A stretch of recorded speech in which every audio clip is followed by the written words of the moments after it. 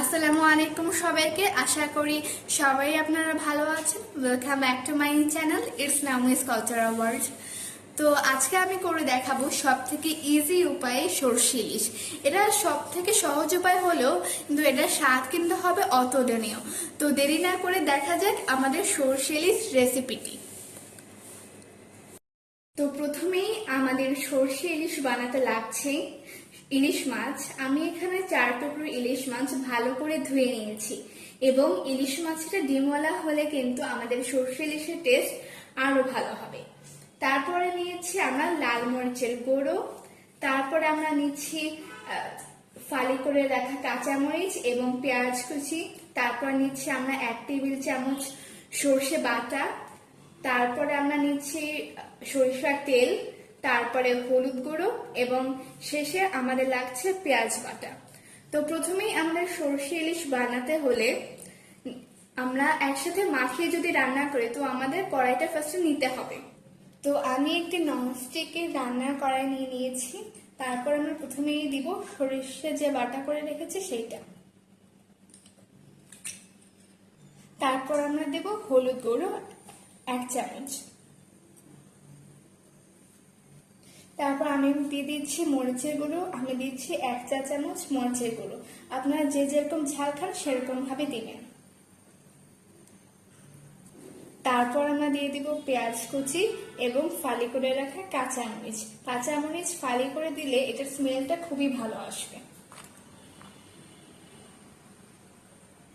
তারপরে আমরা দিয়ে দিচ্ছি 1 টেবিল চামচ সরিষার তেল।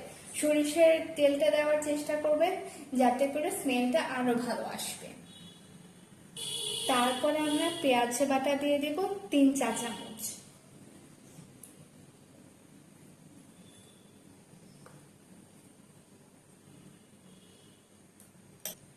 এরপরে স্বাদ মতো দিয়ে দিব লবণ। লবণটা একটু বুঝিয়ে দিতে হবে যেহেতু সরিষা বাটায় একটু লবণ থাকে। তারপরে আমরা এই মশলা ভালোভাবে মেখে নিব।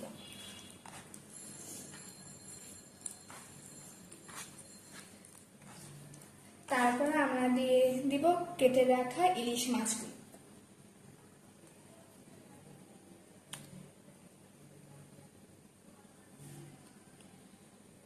তারপর এটা আমরা ভালো করে মেখে নিব। এবার আপনাদের হাতে যদি টাইম থাকে তাহলে আপনারা এটা একটু ম্যারিনেট করে রাখতে পারেন। তো মাখানো শেষ হয়ে গেলে আমরা 1/2 কাপ পানি দিয়ে দিব। এটা একবার পানি দিয়ে বসালেই ভালো হবে এবং পানিটা বুঝে দিতে হবে যেহেতু ইলিশ মাছ অনেক নরম হয়, তো আমাদের এটা সিদ্ধ করতে কিন্তু বেশি পানি দিতে হবে না। আমরা কড়াইটিকে চুলায় বসিয়ে দিয়েছি এবং আমরা চুলার ফ্লেমটি মিডিয়াম টু লো রাখবো এবং প্রথমেই আমরা 10 মিনিট এটাকে ঢাকা দিয়ে রান্না করব।